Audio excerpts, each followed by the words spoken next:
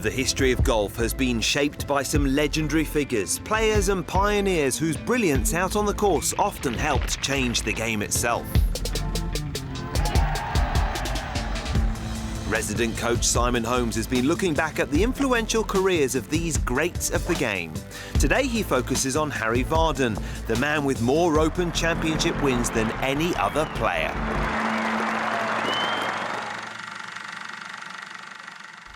Harry Vardon was born in 1870 in Jersey, and his father was a gardener. And at that time on Jersey, they were building a few of the famous golf courses that still exist today. And maybe that's what influenced Harry and his brother Tom, but nevertheless, they became infatuated with golf. And his brother Tom was the first to move to England to get a club job, and Harry Vardon soon followed him. Now, Harry Vardon had this amazing opportunity. He had a fantastic rivalry. This rivalry functioned really well, and it was incredibly important because it drove so much visibility to golf, and that was with J.H. Taylor and James Braid.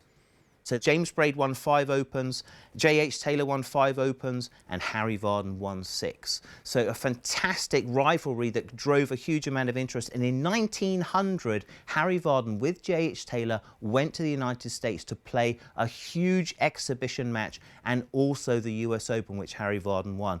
So this sort of demonstration, these exhibition matches paid for by wealthy men to bring their guests, showed so many elite and middle-class people the game of golf and drove the interest. So Harry Vardon was definitely the world's first travelling golfing superstar. In terms of his swing, he did have some unorthodox movements, or sort of movements that were unusual compared to the era that he came from. You know, obviously it was still in knickers and the hard shirts and the buttoned-up jackets. But Harry Vardon in his swing, instead of sort of having very much a sort of a lean forward and a very late hit with those hickory shafts and kind of play the ball very much down and on the ground, play those undulations or play against the wind like James Braid and especially Ted Ray, Harry Vardon took the club in, but then he kind of lifted it up, so he got the club into a much, much higher position here. And then instead of leaning forward, he actually turned out of the way, so he had a much shallower angle of attack. And he actually was one of the first guys who played the ball, starting it on a more neutral line, closer to target, and on a much, much higher flight. So the first guy to play more target golf, trying to land the ball close to the pin as opposed to use those humps and hollows. Now, the Vardon grip.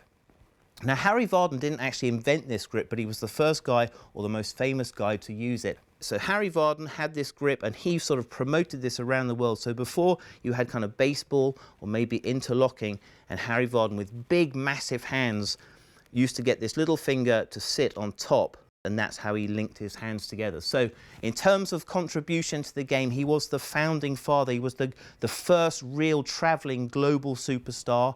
And both the US Tour and the PGA Tour respect him still for consistency in scoring over the years. So he was the ultimate player. If you have a look at these swings, it's just the beginning of golf. These are the founding fathers of professional golf. Harry Vardon will be remembered for his golfing excellence, and his consistency is admired by all still today.